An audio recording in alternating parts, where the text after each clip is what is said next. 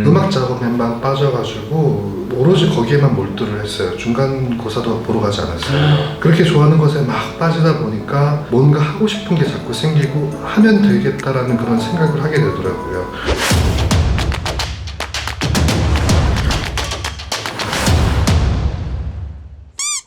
주체적으로 생각하지 못하는 사람이었었는데 이제 어느 순간 주체적으로 생각하게 됐다라는 표현을 하셨잖아요.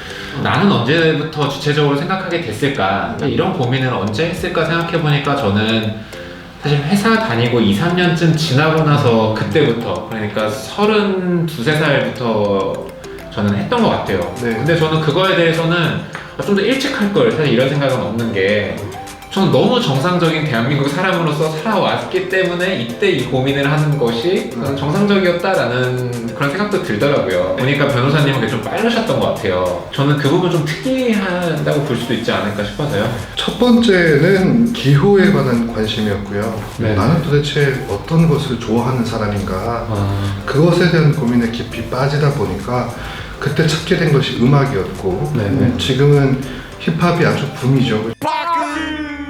근데 저는 저희 학교에 힙합 동아리를 만든 사람이에요. 오! 네? 네네네. 되게 유명한데? 예, 흡수도비라고. 네.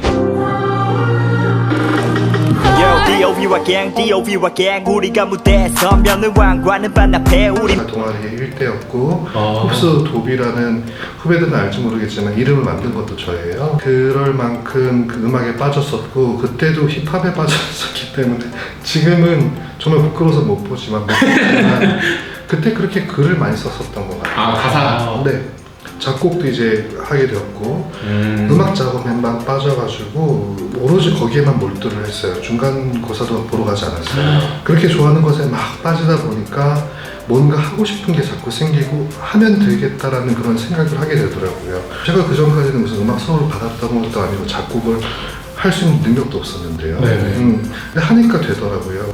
아이디어의 어떤 표현이고, 음악도 어찌됐든 말과 똑같은 그 언어의 표현이고, 제 의사를 표현할 수 있는 도구지 않습니까? 네. 그렇게 좀 표현하는 것에 관심을 많이 가진 반면에 무작정 표현하는 것에 그치지 말고 좀 선한 영향력을 주고 싶다는 생각을, 제가 이제 25살 때쯤 만난 그 제 정신적인 멘토 선배님이 계신데, 그분이 사지마비를 극복하고 어렸을 때의 체조 선수로서였던 그런 노력에 부상으로 사지마비 환자가 되셨음에도 본인을 치료해 주신 그런 의사분들을 닮고 싶다는 열망 하나로 손가락에 힘이 거의 없으시면서도 보조구를 끼고 글을 쓰시는 입장에서도 의사가 되셔서 미국 존스 홉킨스 대학에서 재활의학과에 레지던치를 하실 만큼 이렇게 이제 인간적으로 극복하신 분이셨어요. 선한 영향력 때문에 조금씩 진로가 형성이 되고 그런 열망 때문에 이렇게 왔던 그런 좀 경향이 좀 있는 것 같아요. 그 과정에서는 실은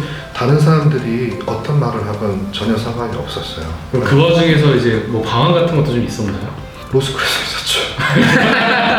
성적이 안 나와가지고. 워낙 못해가지고 처음에 학생들이 다 이해하는 단어도 저는 혼자 이해하지 못하는, 한자도 제 이름 석자 쓰는 정도의 수준으로 들어갔었는데 무슨 어떤 그 법문이라든지 아니면 그 텍스트를 이해할 수 있는 논리력이 있었겠어요. 근데 포기하지 않고 공부를 하다 보니까 마지막에는 상위권으로 올라갈 수 있었어요. 저는 그 선한 영향력이라는 어떤 그 변호사님의 중심을 잡아주는 그런 키워드가 대단하다고 느껴지는 게, 보통은 돈 많이 벌어서 외제차 타고 뭐 여행 다니고 편하게 살고 사실 이런 거를 다 좋아하지, 선한 영향력이라는 거를 이렇게 행동의 어떤 중심에 두시는 게 진짜 대단하신 것 같아요.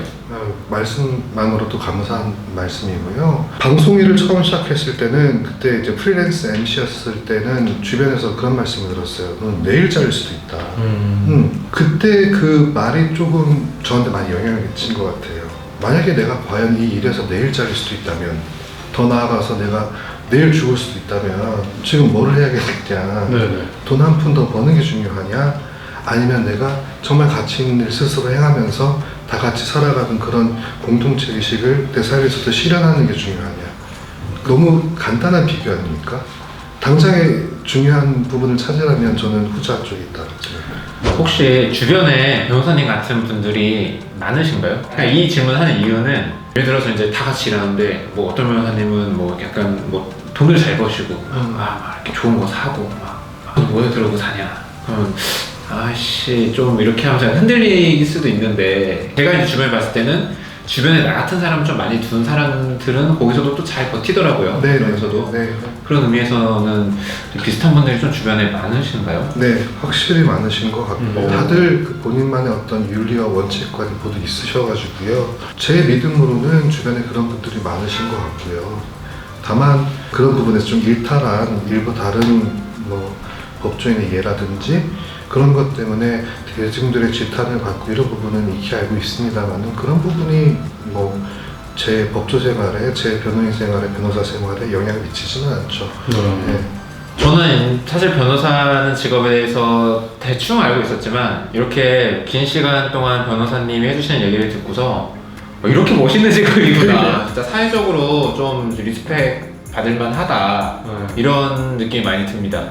사건을 접하다 보면 본인이 분명히 저보다 이제 후배 변호사님이라든지 법조인이라든지 뭐 오히려 선배님들께서도 가끔 무기력감을 느끼실 경우도 많다고 해요. 네네. 저도 마찬가지고 내가 과연 이 사건에서 뭘 더 할 수 있을까.